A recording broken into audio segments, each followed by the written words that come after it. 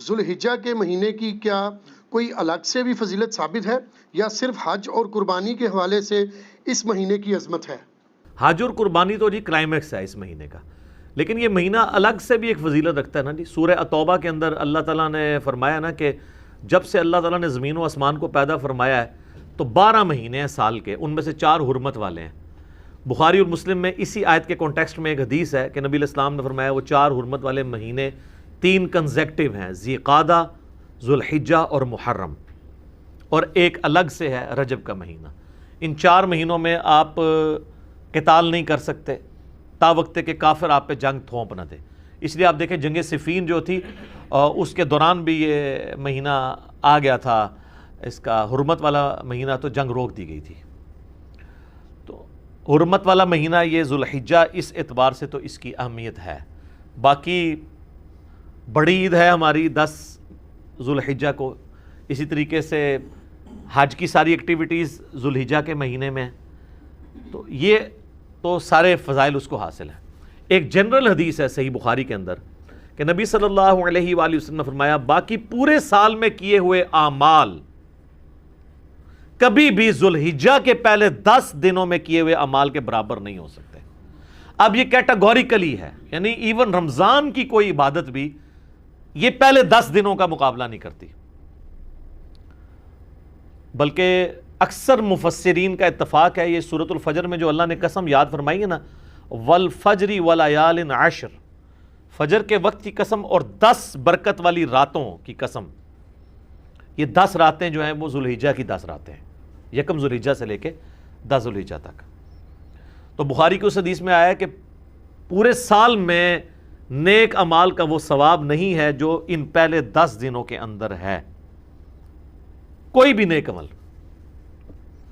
تو صحابہ نے کہا کہ کیا جہاد اور قتال بھی اگر کوئی شخص کرے باقی دنوں میں تو اس سے بھی یہ 10 دن کا عمل بڑھ جاتا ہے؟ تو آپ نے فرمایا کہ جہاد اور قتال سے بھی بڑھ کے اس 10 دنوں کے اندر عبادت کرنے کا ثواب ہے، سوائے ایک ایکسیپشن کے ساتھ کہ کوئی شخص اللہ کی راہ میں جہاد اور قتال کے لیے جائے اپنا مال اور جان لے کر، اور واپسی پہ نہ اس کی جان بچے نہ مال بچے، یعنی سب کچھ لٹا کے آ جائے نا ادر دین ذوالحجہ کے مہینے میں، تو وہ شخص ہی ذوالحجہ کے پہلے 10 دنوں میں کی ہوئی عبادت کو سے بڑھ سکتا ہے، باقی صرف قتال کرنے والا بھی نہیں بڑھ سکتا۔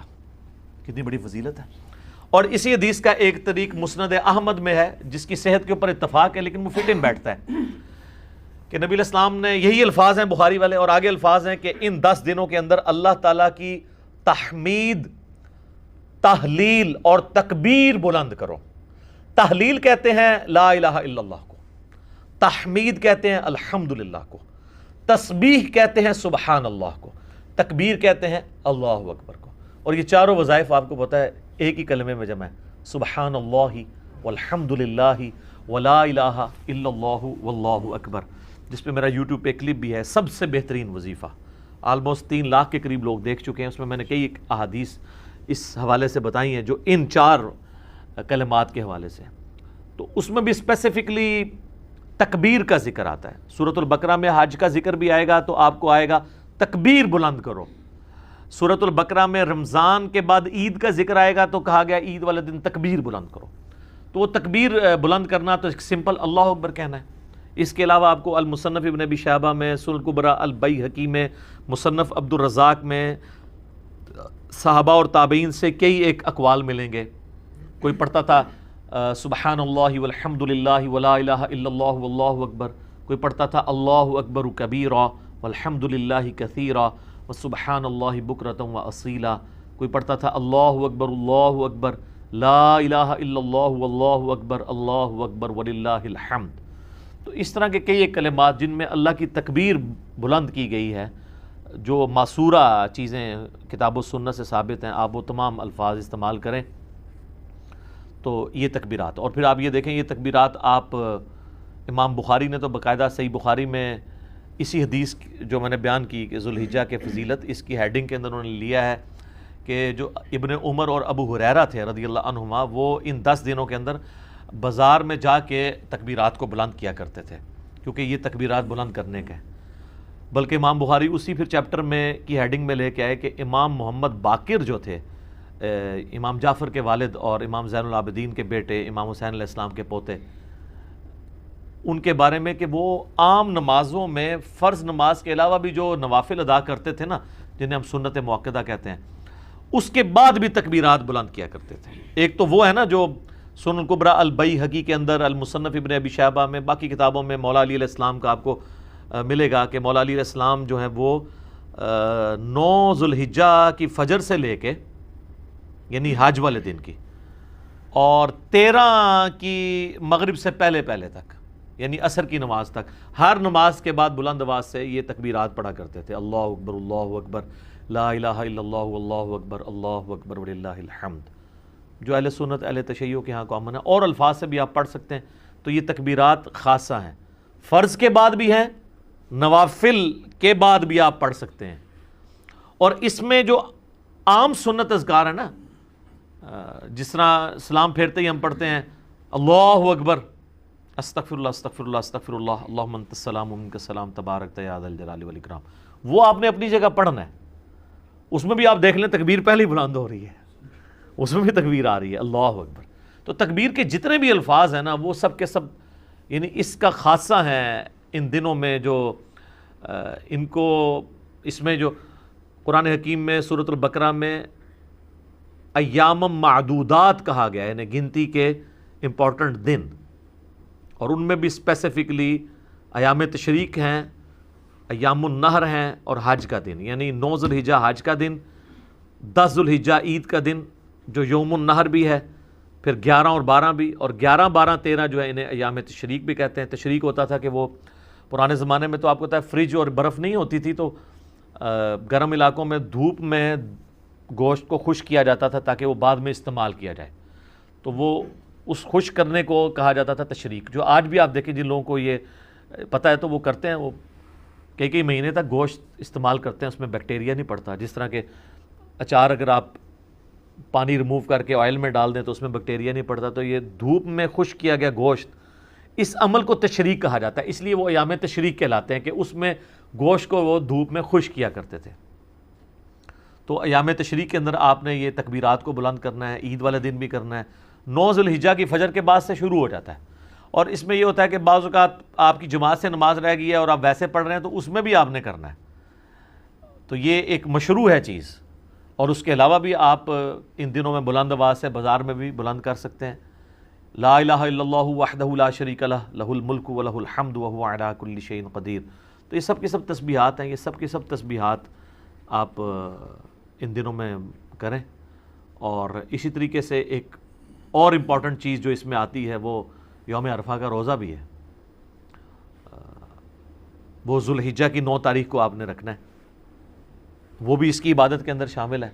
صحیح مسلم میں نبی صلی اللہ علیہ وآلہ وسلم کا فرمان موجود ہے کہ میں اللہ سے امید کرتا ہوں کہ یوم عرفہ کا روزہ 2 سال کے گناہوں کا کفارہ بن جائے گا، 1 سال گزرا ہوا ایک آئندہ، یعنی یہ گناہ صغیرہ ہیں، کبیرہ تو صرف توبہ سے معاف ہوتے ہیں۔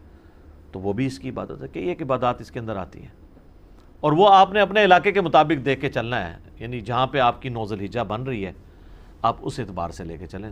تو یہ کئی ایک عبادات ہیں، یعنی ذوالحجہ کا مہینہ حرمت والا مہینہ بھی ہے۔ آپ بخاری مسلم کی وہ حدیث بھی دیکھیں نا، نبی علیہ السلام نے جو یوم النہر کا خطبہ دیا تھا منا کے میدان میں، تو آپ نے کیا فرمایا تھا؟ سب سے پہلے پوچھا آج کون سا دن ہے، صحابہ خاموش ہو گئے۔